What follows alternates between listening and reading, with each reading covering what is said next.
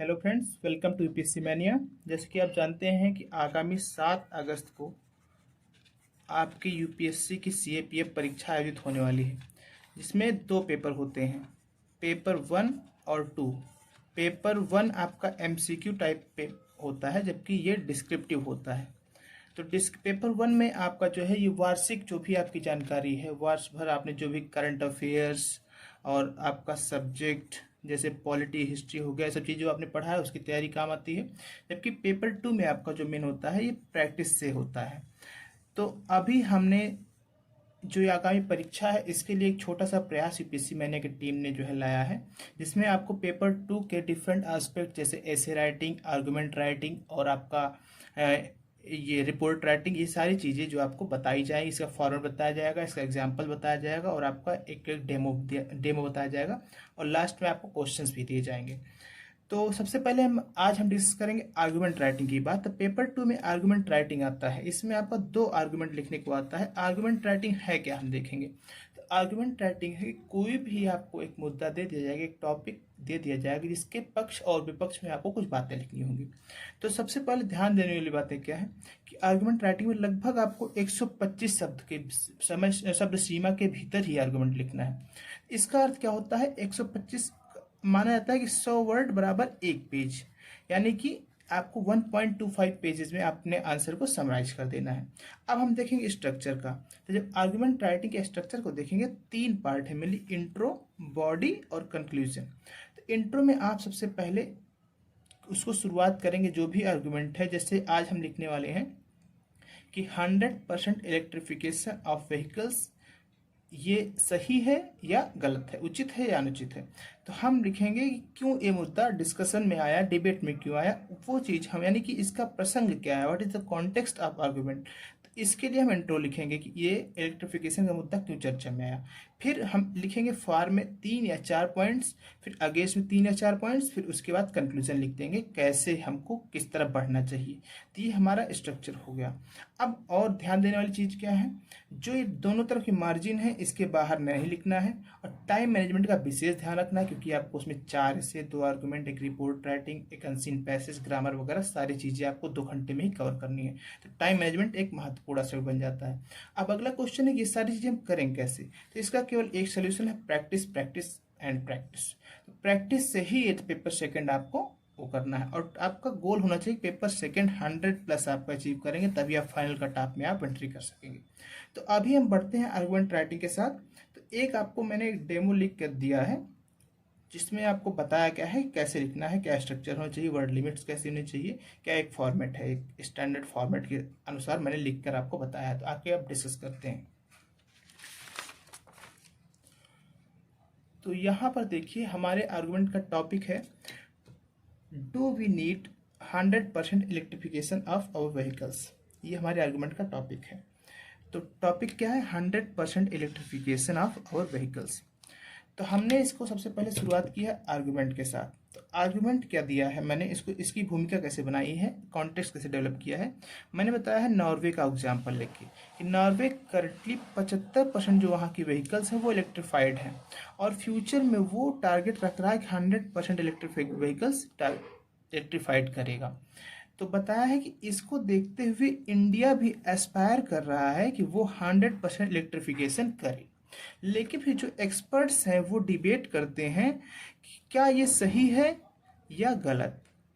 जो 100% हम कर रहे हैं, तो कुछ एक्सपर्ट्स कहते हैं कि ये तो सही है, लेकिन कुछ एक्सपर्ट्स कहते हैं इसमें कुछ खामियां हैं। तो ये एक आर्गुमेंट या क्वेश्चन हमने भूमिका तैयार कर दी कि हाँ आर्गुमेंट होने वाला है इस मुद्दे पर। तो अब हम देखेंगे आर्गुमेंट क्या है, क्या रखते हैं हम आर्गुमेंट। तो सबसे पहले मैंने हेडिंग डाली है आर्गुमेंट इन फेवर। तो फेवर में मैंने आर्गुमेंट क्या दिया है, पहला टॉपिक मतलब जो पहला पॉइंट लिखा है मैंने, जो मुझे लगा सबसे मोस्ट इम्पॉर्टेंट जो है ऑर्डर में हम इसको रखेंगे, जो सबसे इम्पॉर्टेंट टॉपिक्स आर्गुमेंट है उसको आप सबसे ऊपर रखिए। जैसे सबसे पहला मैंने आर्गुमेंट रखा इको फ्रेंडली। तो कहने का अर्थ ये है कि मैंने बताया है कि जो ई व्हीकल्स हैं ये पोल्यूशन को कम करती हैं और इनका जो कार्बन इमिशन है 0% करती हैं, 0% कार्बन इमिशन करती हैं, इसलिए इको फ्रेंडली होती हैं। फिर दूसरा जो टॉपिक मैंने दूसरा जो पॉइंट मैंने इसमें मेंशन किया है, बताया है, ये क्लीन एनवायरनमेंट और हेल्दियर लाइफ देती है। इससे क्या है, हमारी जीवन प्रत्याशा बढ़ जाती है, कहने मतलब जीने की जो संभावनाएं हैं वो बढ़ जाती हैं। ये दूसरा पॉइंट मैंने बताया है। अब मैंने तीसरा पॉइंट बताया है कि it will reduce current account deficit by cutting import of petroleum.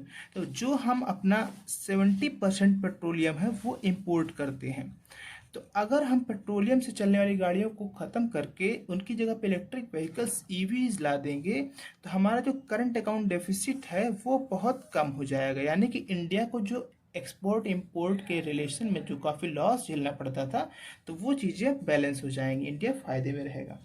अब चौथा पॉइंट मैंने बताया है, it will be economical as merely cost ₹1.5 per kilometre. तो ये भी बताया जा रहा है कि जो ईवीज हैं इनका एवरेज कॉस्ट देखा जाए तो 1 किलोमीटर चलने के लिए जो इनका कॉस्ट है लगभग ₹1 या ₹1.5 पड़ता है। तो यानी कि एक हिसाब से देखा जाए पेट्रोल की जो गाड़ियां हैं उनमें आपका ₹5 ₹6 प्रति किलोमीटर पड़ता है, उसके बजाय ये ईवी जो है इलेक्ट्रिक व्हीकल से सस्ती है। और पांचवा पॉइंट मैंने जोड़ दिया है, इंडिया की जो इंडिया का जो इंटेंडेड नेशनली डिटरमाइंड कंट्रीब्यूशन है, जो इसने क्लाइमेट समिट में घोषित किया था कि हम जो है अपनी एनर्जी ट्रांजिशन करेंगे, यानी कि जो कोल एनर्जी से प्रोड्यूस करते हैं उसके बजाय रिन्यूएबल एनर्जी से करेंगे, तो ये भी मीट होता है। तो ये मैंने 5 पॉइंट आर्गूमेंट में लिखे हैं। आपको 5 लिखने की जरूरत नहीं है, आप 3 या 4 पॉइंट आर्गुमेंट में लिखिए, उतना दैट विल बी सफिशिएंट।